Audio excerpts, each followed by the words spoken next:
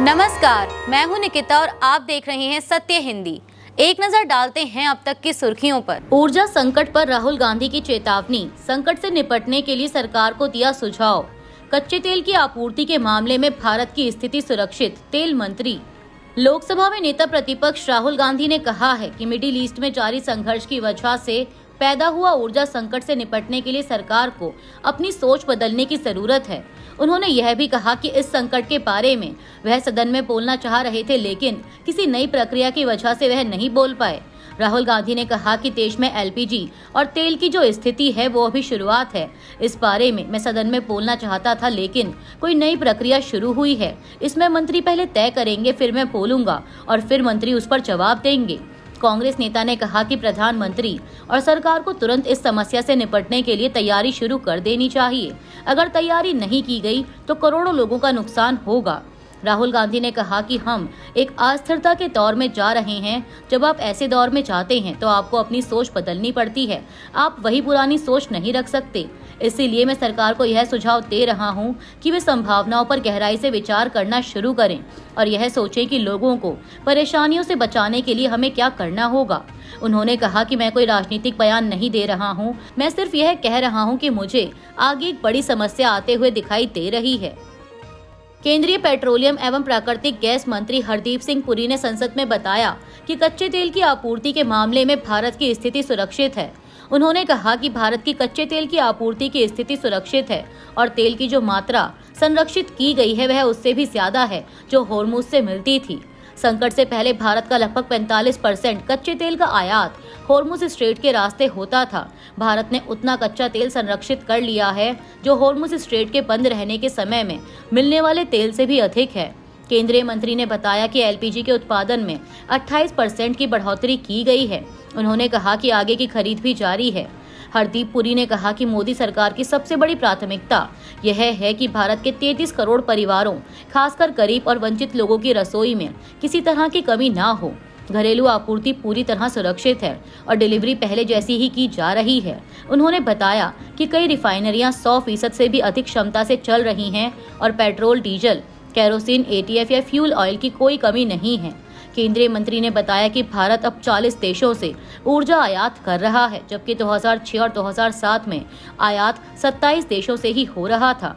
हरदीप पुरी ने यह भी कहा कि होर्मुज के अलावा दूसरे स्रोतों से कच्चे तेल की खरीद बढ़कर लगभग 70% हो गई है, जो संघर्ष शुरू होने से पहले 55% थी। तेहरान के पास परमाणु प्लांट पर इस्राइल का हमला, ईरान युद्ध का 13वां दिन, मिडिल ईस्ट में हमले तेज। मिडिल ईस्ट में अमेरिका, इस्राइल और ईरान के बीच युद्ध का 13वां दिन शुरू हो गया है और संघर्ष अब जमीन के साथ साथ समुद्र तक फैल गया है। इस्राइल ने दावा किया कि उसने ईरान के तेहरान के पास स्थित तालेगन परमाणु परिसर पर हमला किया। हालांकि इसकी पुष्टि ईरान की ओर से नहीं हुई। इस बीच ईरान ने स्ट्रेट ऑफ होर्मुज के आसपास जहाजों और तेल टैंकरों पर हमले तेज कर दिए हैं, जहां से दुनिया की लगभग 20% तेल आपूर्ति गुजरती है। पिछले 2 दिनों में फारस की खाड़ी में कई जहाजों पर हमले हुए, जिनमें एक थाई जहाज पर हमले के बाद 3 लोग लापता बताए गए हैं। इस्लामिक रेवोल्यूशनरी गार्ड कॉर्प्स और हिजबुल्लाह ने मिलकर इसराइल पर 50 से ज्यादा ठिकानों पर हमले किए, जिसके जवाब में इसराइल ने लेबनान में हमले किए। इसी दौरान दुबई और कुवैत पर भी ड्रोन और मिसाइल हमलों की खबरें सामने आईं। युद्ध का असर वैश्विक अर्थव्यवस्था पर भी दिख रहा है और तेल की कीमतें $100 प्रति बैरल से ऊपर पहुंच गई हैं। होर्मुज स्ट्रेट पर तनाव, भारत की तेल सप्लाई पर बढ़ी चिंता। ईरान ने भारत के किस दावे का किया खंडन। पश्चिम एशिया में जारी तनाव के बीच भारत की तेल आपूर्ति को लेकर चिंता बढ़ गई है। भारत का कहना है कि ईरान ने भारतीय झंडे वाले तेल टैंकरों को स्ट्रेट ऑफ होर्मुज से सुरक्षित गुजरने की अनुमति देने का भरोसा दिया है, लेकिन ईरानी सूत्रों ने ऐसे किसी औपचारिक समझौते से इनकार किया। मीडिया रिपोर्ट्स के मुताबिक भारत के कुल कच्चे तेल आयात का करीब 40% इसी समुद्री रास्ते से आता है, इसीलिए इसकी सुरक्षा बेहद अहम मानी जा रही है। इस मुद्दे पर भारत के विदेश मंत्री एस जयशंकर और ईरान के विदेश मंत्री सैयद अब्बास अरागची के बीच हाल के दिनों में 3 बार बातचीत हो चुकी है। भारत के मुताबिक इस क्षेत्र में 28 भारतीय झंडे वाले जहाज और 778 भारतीय नाविक मौजूद हैं। जिनकी सुरक्षा पर लगातार नजर रखी जा रही है। रिपोर्टों के अनुसार 28 फरवरी को संघर्ष शुरू होने के बाद से अब तक हॉर्मुज के आसपास कम से कम 16 जहाजों पर हमले हो चुके हैं। ईरान ने चेतावनी दी है कि अगर तनाव और बढ़ा तो वैश्विक तेल कीमतें $200 प्रति बैरल तक पहुंच सकती हैं। अली खामेनेई की मौत पर प्रतिक्रिया में देरी क्यों हुई? आरोपों पर विदेश मंत्रालय ने दिया जवाब। भारतीय विदेश मंत्रालय ने ईरान के supreme leader ayatollah Ali Khamenei की मौत पर 5 दिन की देरी से शोक पुस्तिका पर हस्ताक्षर करने के सवाल पर प्रतिक्रिया दी है। विदेश मंत्रालय के प्रवक्ता रणधीर जायसवाल ने साप्ताहिक प्रेस ब्रीफिंग में कहा कि मैं स्पष्ट करना चाहता हूं कि जिस दिन शोक पुस्तिका पहली बार खोली गई थी उसी दिन 5 मार्च को विदेश सचिव ने भारत सरकार की ओर से ईरानी दूतावास में इस पर हस्ताक्षर किए थे। उन्होंने यह भी कहा कि टिप्पणीकारों को महत्वपूर्ण मामलों पर सार्वजनिक रूप से बोलने से पहले खुद को अपडेट कर लेना चाहिए और इस तरह की गलत जानकारी पर आधारित टिप्पणियों से बचना चाहिए। गौरतलब है कि आयतुल्ला अली खामेनेई के अमेरिका और इस्राएल के हमले में मारे जाने के बाद भारत सरकार ने कोई बयान जारी नहीं किया था। 5 मार्च को विदेश सचिव विक्रम मिस्री ने शोक पुस्तिका पर हस्ताक्षर किए थे और उस वक्त सरकार के इस रुख की काफी आलोचना हुई थी। एनर्जी सिक्योरिटी पर संसद में राहुल गांधी का हमला। राहुल बोले, भारत खुद तय करे तेल खरीद। कॉम्प्रोमाइज्ड पीएम ने भारत की ऊर्जा सुरक्षा से समझौता कर दिया है।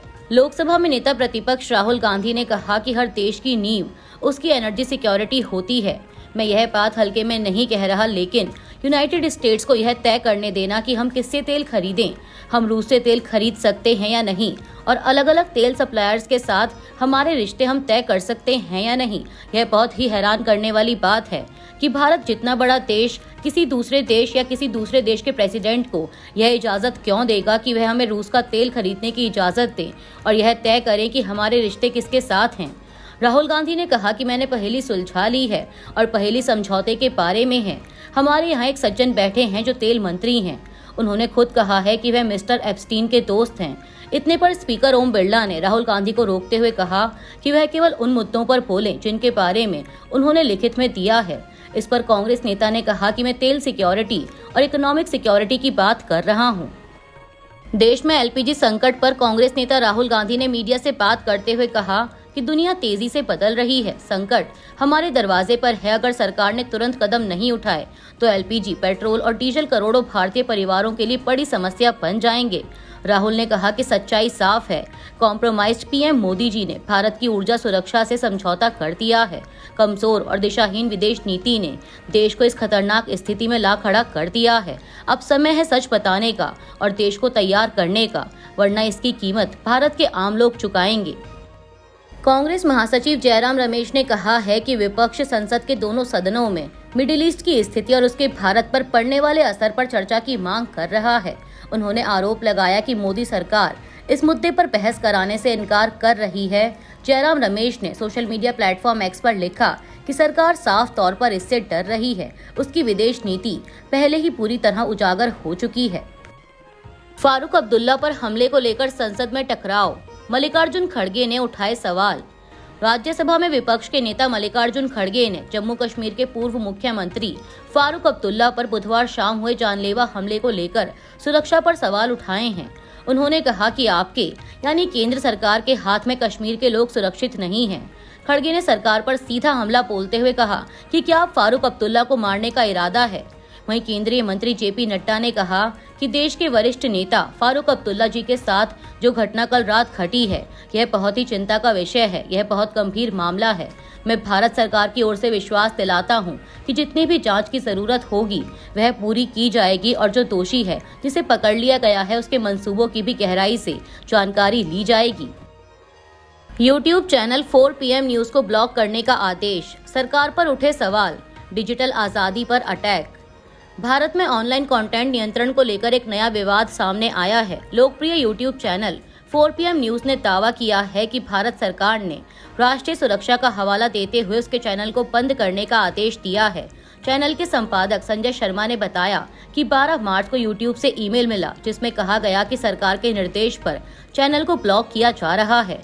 4 PM न्यूज के 73 लाख से ज्यादा सब्सक्राइबर हैं और यह अक्सर सरकार की आलोचनात्मक खबरें दिखाता है। इससे पहले 2025 में पहलगाम आतंकी हमले के बाद भी ministry of information and broadcasting ने IT एक्ट की धारा 69A के तहत चैनल को बंद करने का आदेश दिया था, लेकिन सुप्रीम कोर्ट में याचिका दाखिल होने के बाद वह आदेश वापस ले लिया गया। इस बीच सरकार ने कंटेंट नियंत्रण के लिए IT नियमों को और सख्त किया, जिसके तहत सोशल मीडिया प्लेटफॉर्म को आपत्तिजनक सामग्री 3 घंटे के भीतर हटानी होगी। आलोचकों का कहना है कि इससे अभिव्यक्ति की स्वतंत्रता पर असर पड़ सकता है, जबकि सरकार का कहना है कि यह कदम राष्ट्रीय सुरक्षा और सार्वजनिक व्यवस्था बनाए रखने के लिए जरूरी है। ट्रंप का नया ट्रेड वॉर, 16 देशों पर जांच, भारत भी जांच के दायरे में। अमेरिका की ट्रंप सरकार ने दुनिया के 16 देशों के खिलाफ एक नई व्यापार जांच शुरू करने का ऐलान किया है। इसमें भारत भी शामिल है। अमेरिकी ट्रेड रिप्रेजेंटेटिव जेमिसन ग्रीड के मुताबिक अमेरिका ट्रेड एक्ट 1974 की सेक्शन 301 के तहत यह जांच करेगा। दरअसल अमेरिका का आरोप है कि ये देश अपनी जरूरत से ज्यादा सामान बना रहे हैं, जिसकी वजह से बाजार में असंतुलन पैदा हो रहा है। अमेरिका इसे स्ट्रक्चरल एक्सेस कैपेसिटी कह रहा है। ट्रंप प्रशासन का मानना है कि इससे अमेरिकी बाजार और वहां के रोजगार पर बुरा असर पड़ रहा है। यह कदम तब उठाया गया जब हाल ही में अमेरिकी सुप्रीम कोर्ट ने राष्ट्रपति ट्रंप के पुराने टैरिफ प्रोग्राम को असंवैधानिक बताते हुए रद्द कर दिया था। अब अमेरिका नए नियमों के जरिए विदेशी सामानों पर आयात शुल्क बढ़ाने की तैयारी कर रहा है। जांच के दायरे में आने वाले प्रमुख देशों में भारत, चीन, मैक्सिको, जापान, दक्षिण कोरिया, यूरोपीय संघ और वियतनाम जैसे देश शामिल हैं। भारत का नाम आने के बाद कहा जा रहा है कि इतना नतमस्तक होने के बाद भी ट्रंप भारत को झटके दिए जा रहे हैं। जंग खत्म करने के लिए ईरान की 3 शर्तें, मुआवजा और सुरक्षा गारंटी की मांग। ईरान के राष्ट्रपति मसूद पेजेश्कियान ने अमेरिका और इसराइल के साथ चल रही जंग को खत्म करने के लिए 3 बड़ी शर्तें रखी हैं। पेजेश्कियान ने कहा कि यह युद्ध इसराइल और अमेरिका की कार्रवाई से शुरू हुआ और अगर इसे खत्म करना है तो पहले कुछ अहम कदम उठाने होंगे। ईरान के राष्ट्रपति के मुताबिक सबसे पहली शर्त यह है कि ईरान के वैध अधिकारों को स्वीकार किया जाए, यानी अंतर्राष्ट्रीय स्तर पर यह माना जाए कि ईरान को अपनी सुरक्षा और संप्रभुता से जुड़े अधिकार हासिल हैं। दूसरी शर्त यह है कि ईरान को हुए नुकसान के लिए मुआवजा दिया जाए। पेजेश्कियान का कहना है कि युद्ध और हमलों में जो नुकसान हुआ है उसकी भरपाई करनी होगी। तीसरी और सबसे अहम शर्त है कि भविष्य में ईरान पर दोबारा हमले ना हो। इसके लिए अंतर्राष्ट्रीय स्तर पर ठोस गारंटी दी जाए। ईरान का कहना है कि अगर इन 3 शर्तों पर सहमति बनती है तभी इस युद्ध को खत्म करने की दिशा में आगे बढ़ा जा सकता है। अभी के लिए इतना ही। बाकी की देश दुनिया की बड़ी खबरों के लिए जुड़े रहिए सत्य हिंदी के साथ। Copyright disclaimer under Section 107 of the Copyright Act 1976. Allowance is made for fair use for purposes such as criticism, comment, news reporting, scholarship, and research. Fair use is a use permitted by copyright statute that might otherwise be infringing.